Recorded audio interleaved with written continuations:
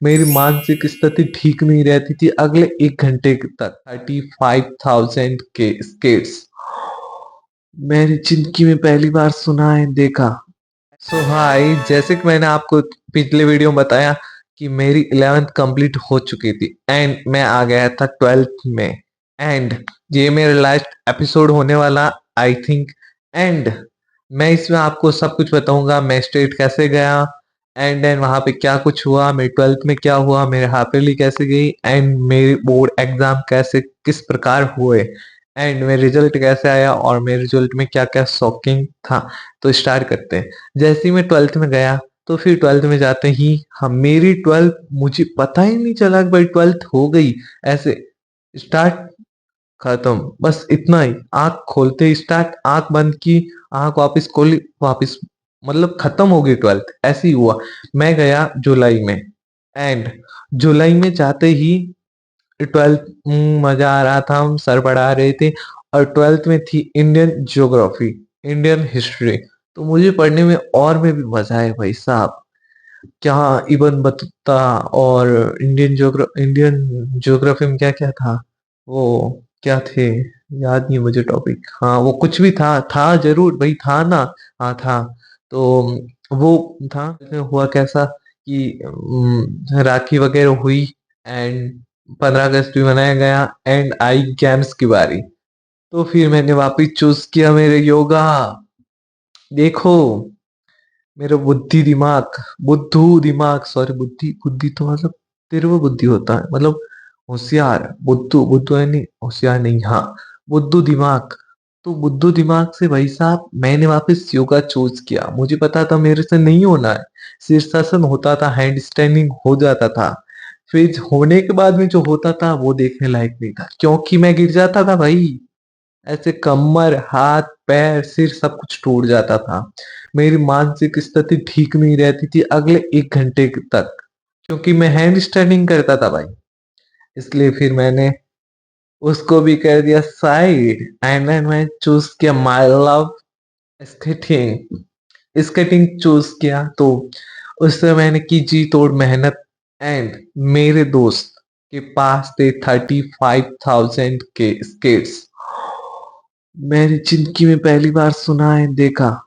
35,000 के स्केट्स मैंने जिंदगी में पहली बार सुना है, देखा। ऐसी चीजें मैंने हाईएस्ट 5,000 के स्केटिंग शूज देखे हुए।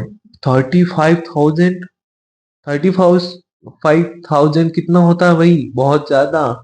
वो देखा एंड उसके बाद में जो मेरा रिएक्शन एंड वो चलने में क्या, तुरम खान तर सर ऐसे चलती थी। एंड मैंने उसको चलाया, उससे प्रैक्टिस की, उससे मैंने डिस्ट्रिक्ट लेवल जीता एंड डिस्ट्रिक्ट पे मैं आया सेकंड। और डिस्ट्रिक्ट पे मेरा ये वाला हाथ, जो ये भी बजना शुरू हो गया भाई।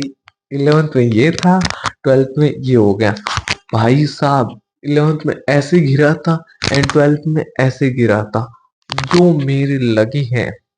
तो भी मैं खेला एंड मैं सेकंड आया। सेकंड भाई साहब, मुझे मेडल मिला एंड मैं गया स्टेट पे। स्टेट में मैं, हाँ, हाँ, ये क्या है ऐसा, मुझे भाई कुछ पता ही नहीं था। वहां पे लोग आ रहे थे डार्क चॉकलेट लेके, उनकी मम्मियां बाहर वो क्या कहते हैं उसको, प्रोटीन और एनर्जी ड्रिंक लेके खड़ी थी, कोल्ड कॉफी लेके खड़ी थी, और हमारे पानी की बोतल तक नहीं थी साथ में भाई। ऐसे ही मुंह उठा के चल दिए थे। हमारे साथ एक मैडम थी, आई थिंक उसका नाम क्या था, हाँ, लीला डूडी। उन्होंने भाई साहब जो मुझे सपोर्ट किया है, खतरनाक वाला। भाई साहब वो ऐसे, यस भारत तू कर सकता है, भारत तू कर सकता है। भाई साहब मैंने कहा भाई ये बहुत अच्छी मैडम है एंड उन्होंने बहुत मुझे ज्यादा सपोर्ट किया। एंड हमारे साथ एक और सर थे, राम किशोर जी। उन्होंने भी मुझे बहुत सपोर्ट किया भाई साहब, दोनों ने, मेंटली एंड फिजिकल दोनों। भाई साहब उन्होंने मुझे बताया कैसे ऐसे ट्रिक है एंड हम, मैं जैसे उतरा उसमें मैदान में एंड पहला राउंड निकाला, पहले राउंड में मैं रह गया पीछे एंड उस साइड से मैडम आवाज लगा रही, भारत भारत भारत भारत। भाई साहब और उसके बाद जो मेरा जोश आया, मैं आ गया सेकंड नंबर पे। उस उस वाली रेस में मैं सेकंड नंबर में आ गया। और वो रेस थी 1000 मीटर की। उसमें आई थिंक 12 राउंड थे। एंड मैं आ गया सेकंड नंबर पे। भाई साहब जो मजा आया मुझे, मैं क्यों भाई, लव इट। एंड मैं गया सेमीफाइनल में। सेमीफाइनल में गया तब मैं पहले राउंड में बाहर हो गया।